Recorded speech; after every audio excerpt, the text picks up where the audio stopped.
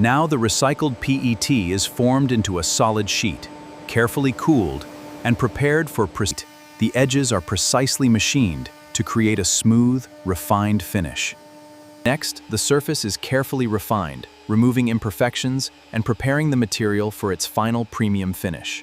Finally, the surface is polished to reveal a deep, refined finish. This transforms recycled plastic into something. While the tabletop is being finished, the supporting frame is precision cut and brushed into a refined metal structure. The frame finished, each connection point is refined and prepared for the final assembly.